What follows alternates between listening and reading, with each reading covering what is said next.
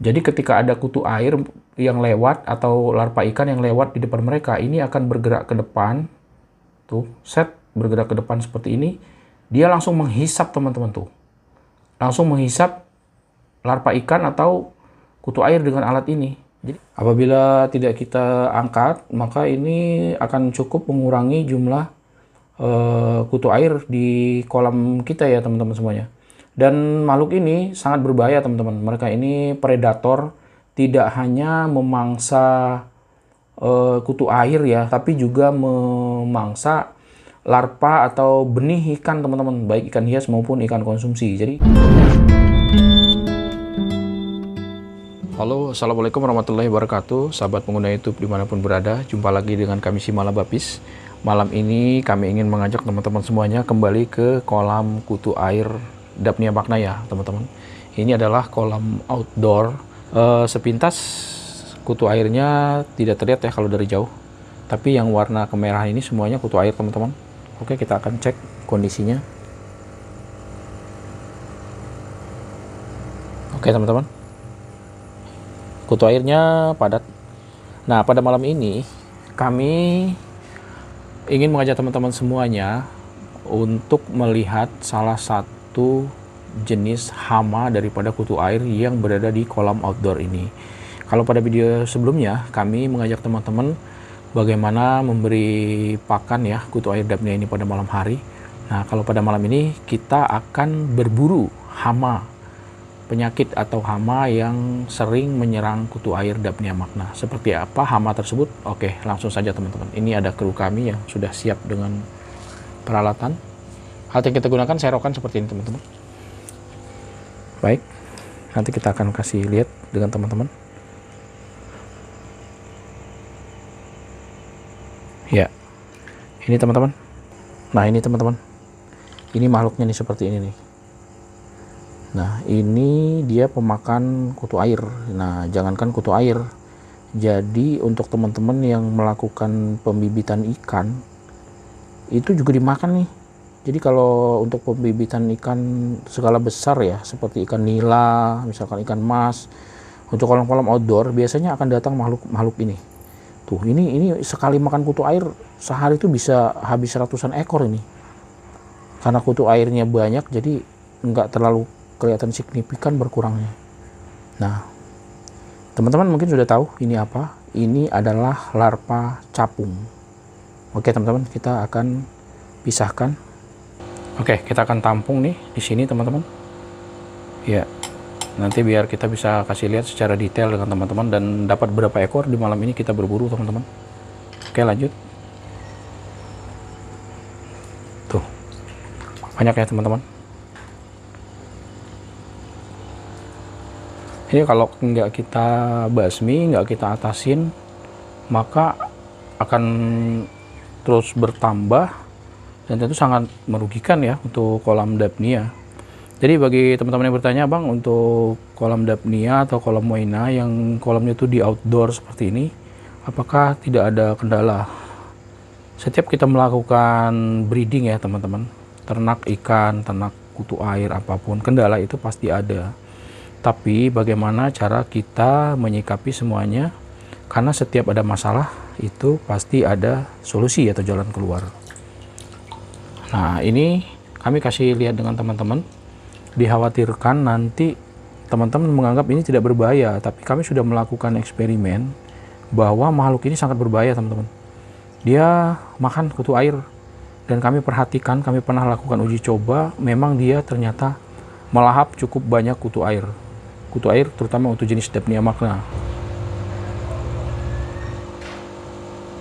Oke teman-teman, kita udah dapat cukup banyak ya.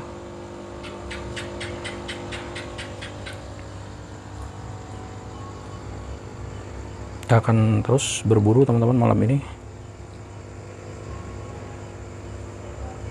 Biasanya mereka menempel di dinding kolam atau di bagian dasar tuh.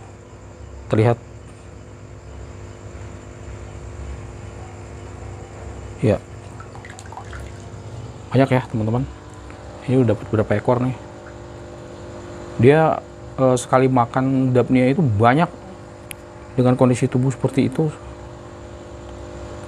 Besarnya ada yang mencapai sebesar jari kelingking ya teman-teman. Nanti kita akan kasih lihat secara detail ya dengan teman-teman. Ini kita akan kumpulkan dulu malam ini. Ya.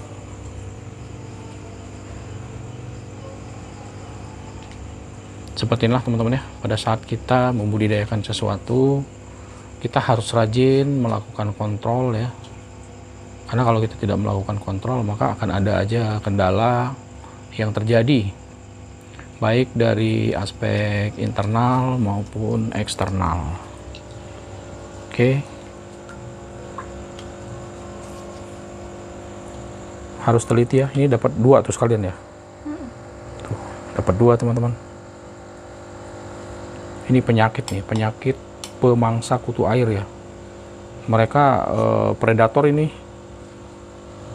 Di beberapa situs yang pernah kami baca bahwa ternyata larva capung ini tidak hanya memangsa makhluk-makhluk kecil semacam kutu air ya teman-teman.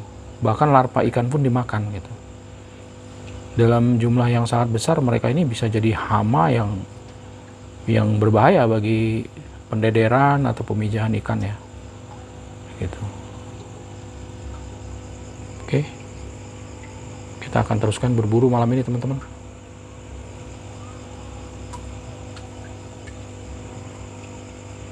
Gigit nggak sih Kak ini? Baik teman-teman semuanya. Ini sekali dapat berapa? 4 ekor ya? 5 ekor tuh teman-teman.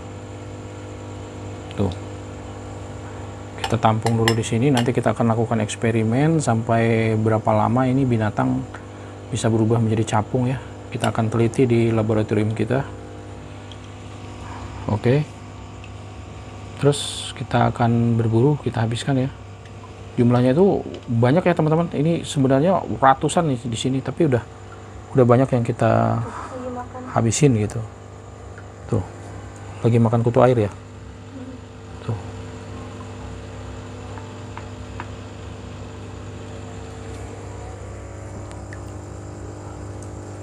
Nah itu teman-teman, dia lagi nongkrong di bawah, santai dia, lagi mengincar kutu air. Nih ada 2 yang ada di bawah kita ya teman-teman ya. Nih, nah ini 2 nih posisinya. Mereka mengincar kutu air dan makan kutu air itu sebanyak-banyaknya gitu. Dengan kondisi tubuh yang besar seperti ini lumayan gitu. Menghabiskan kutu air dalam setiap hari itu bisa ratusan kutu air yang dimakan. Apabila tidak kita atasi ya tentu akan mengganggu ya. Tentu akan mengurangi produksi kutu air kita yang seharusnya bisa kita pergunakan untuk burayak sehingga dimakan oleh makhluk ini. Oke, ambil aja itu tadi di bawah. Nggak apa-apa, diserok aja, diserok pakai serokan yang besar tuh, pakai serokan yang besar tuh. Ada 2 atau 3 tuh, 3 kayaknya. Bismillahirrahmanirrahim. Tuh kabur tuh, larinya cepat kawan-kawan ya. Tuh dapat tuh, mana tuh, ini makhluknya itu teman-teman. Nah ini predator ini, diam-diam mereka mencuri kutu air kita teman-teman. Gayanya kalem gitu kan, kayak enggak memangsa kutu air, tapi setelah kita perhatikan ternyata mereka itu di bawah bagian kepalanya, di toraknya itu teman-teman, itu ada sejenis alat yang dia bisa menyambar kutu air. Jadi bentuknya itu seperti lidahnya bunglon seperti itu. Jadi begitu ada kutu air lewat langsung set disambar dengan lidahnya gitu, langsung masuk. Nah itu sudah kami lakukan penelitian teman-teman. Nah serangga ini juga melakukan hal yang serupa untuk burayak ya. Hati-hati jika burayak teman-teman yang berada di kolam outdoor, kolam tanah, jika menemukan makhluk seperti ini, maka sebaiknya harus segera diangkat teman-teman. Jadi makhluk ini tidak bertelur di dalam air ya teman-teman, tapi justru mereka ini adalah mengalami proses siklus dari telur menjadi larva atau pupa ya, yang kemudian mereka akan melakukan molting, nantinya akan menjadi kepompong, melakukan molting dan kemudian akan terbang menjadi capung teman-teman semuanya. Jadi kalau ada makhluk ini diangkat saja, tidak usah khawatir kalau dia akan berkembang biak. Yang akan berkembang biak itu adalah capungnya yang harus kita waspadai datang ke tempat ini.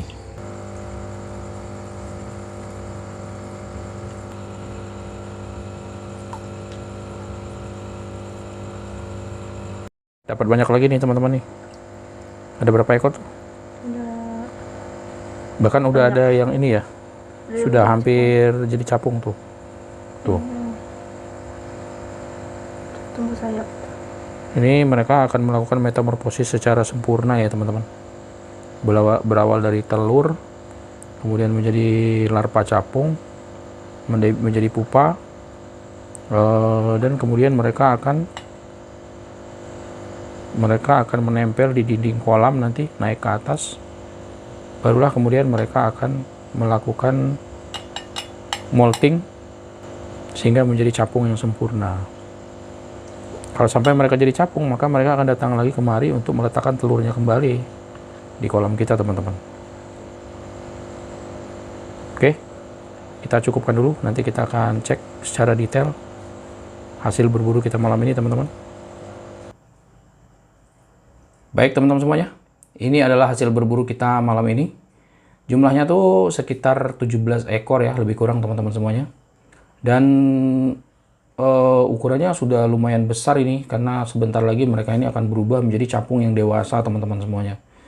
Apabila tidak kita angkat, maka ini akan cukup mengurangi jumlah kutu air di kolam kita ya teman-teman semuanya. Dan makhluk ini sangat berbahaya teman-teman. Mereka ini predator, tidak hanya memangsa kutu air ya, tapi juga memangsa larva atau benih ikan teman-teman, baik ikan hias maupun ikan konsumsi. Jadi apabila teman-teman memiliki kolam pendederan atau pembesaran burayak di outdoor, nah harus waspada nih makhluk ini. Karena walaupun mereka tidak mampu menelan ikan karena ukuran sudah cukup besar, tapi minimal mereka sudah bisa melukai. Kemudian setelah ikan tersebut mati, mereka akan makan secara pelan-pelan. Dan kami juga terus mengamati apakah makhluk ini juga termasuk makhluk kanibal, artinya memangsa temannya sendiri.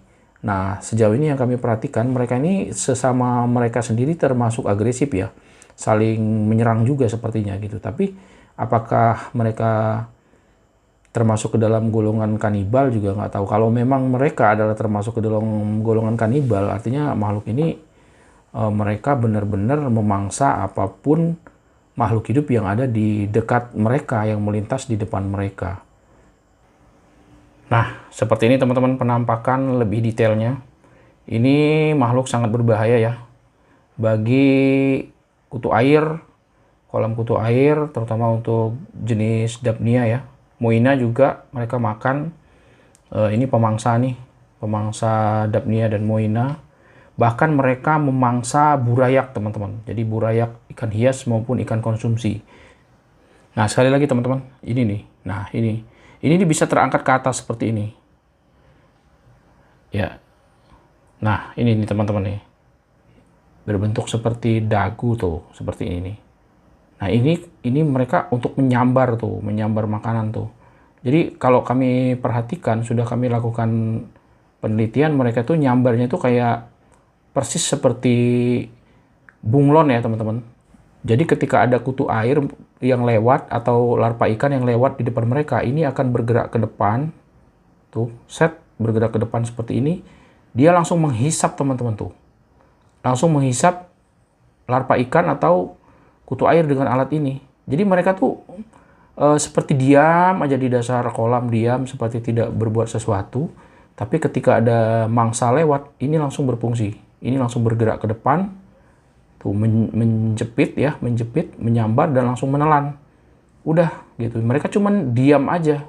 Jadi mangsa yang lewat depan mereka tuh langsung dimakan. Dan telah kami lakukan eksperimen, mereka tuh sekali makan kutu air tuh bisa sampai 10 ekor untuk jenis Dapnia, kutu air besar ya teman-teman. Apalagi kalau Moina, kutu air kecil.